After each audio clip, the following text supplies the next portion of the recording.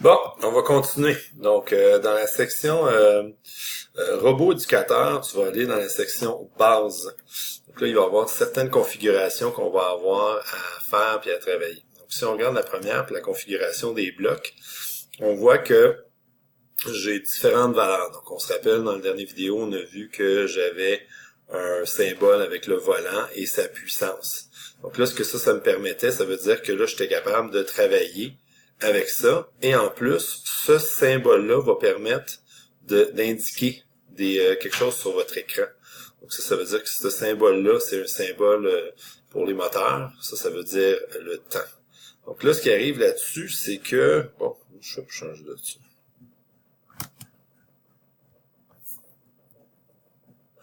Donc ça, c'est la configuration des blocs. Si je descends en bas, donc le déplacement en ligne droite. Donc la chose qui est bien importante de noter, ça veut dire que pour que le véhicule se promène en ligne droite, tu peux travailler avec les différents déplacements. Ça veut dire que tu vas travailler avec ce symbole-là qui va te permettre, avec une puissance, un nombre de rotations prédéterminé, qui va te permettre de faire avancer ton véhicule en ligne droite. Donc ça va être une des choses que je vais te demander de faire avec ton robot, c'est que ton robot se dirige ou se promène. Donc ça va être un des défis que tu vas avoir besoin à faire avec ton sumo. Tu peux aussi faire un déplacement en faisant une courbe. Donc là, si tu regardes ici, si je regarde mon symbole, je suis encore je suis encore avec le volant, mais là, on voit que j'ai une valeur ici qui fait tourner vers la droite à une puissance de 50. Donc là, si on regarde la vidéo, bien, on voit que le véhicule va tourner sur lui-même. C'est ce que ça nous permet de faire. Donc, il est capable de faire un 360 en utilisant celui-là. Ça veut dire que là, je suis capable d'avoir un rayon ou un...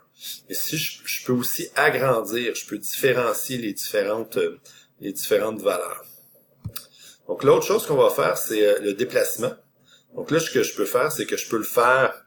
Donc là, je vois que je peux aussi augmenter les puissances. Donc ça, c'est les valeurs avec lesquelles on peut travailler. Donc là, ce que tu peux faire, c'est que tu peux diriger ta base motrice, tu peux la faire bouger en changeant tes puissances. Donc vous remarquez qu'ici, le symbole n'est pas pareil, c'est comme deux glisseurs. Donc ça va te permettre de changer la puissance d'un moteur à l'autre. Déplacement d'un objet. Ça, c'est le plus petit moteur. Le petit moteur, on n'a pas encore travaillé avec celui-là. C'est un petit moteur. Donc, il y a encore les mêmes directives. Il se branche encore sur un A, un B, un C ou un D. Mais il va permettre d'utiliser, par exemple, un petit bras robotisé qui va permettre de glisser l'objet. Donc, ce moteur-là, c'est pas un moteur pour faire rouler les roues. Donc, si on regarde encore la vidéo, bien, vous voyez que c'est ce qui va faire descendre le bras articulé et qui va permettre au robot de tourner. Hyper important, cela va nous permettre de savoir. Donc, arrêter sur une ligne. Donc, si vous regardez ici dans la vidéo, on voit un sensor de lumière, un sensor qui va voir la différence entre le blanc et le noir.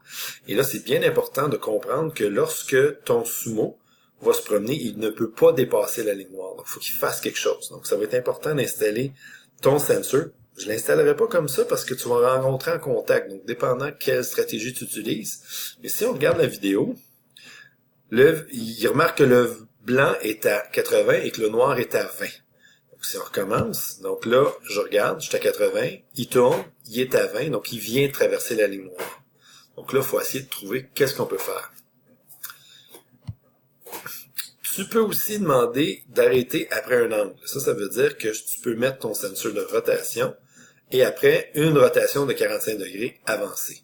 Donc ça pourrait être intéressant à faire après avoir vu la ligne noire. Donc, tu arrêtes sur la ligne noire, tu arrêtes, tu tournes un angle et tu retournes dans le jeu. Parce que n'oublie pas que si tu le fais, tu vas sortir à l'extérieur. Je sais pas si vous avez remarqué, mais ces sensors-là sont branchés sur le 1 ou le 2, ou le 3 ou le 4, tout dépendant.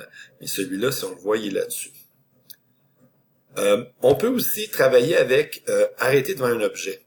Donc, les yeux du robot travaillent avec un capteur ultrason, donc il est capable de percevoir la distance entre le robot et l'objet. Donc là, il est capable de voir et d'avancer. Donc ça pourrait être intéressant de dire, si j'ai un objet en avant de moi, à 6 cm, j'arrête, je recule. Donc si tu utilises une stratégie pour ton sumo qui veut s'éloigner, ça pourrait être intéressant d'utiliser les ultrasons. La chose qui est bien importante de noter là-dedans, c'est qu'il n'y a rien à l'intérieur de notre façon de faire qui est la bonne ou la mauvaise façon. Donc t'essayes, tu trouves une façon qui va t'aider ou qui va fonctionner pour toi, puis c'est ça que t'essayes. Alors, bon visionnement.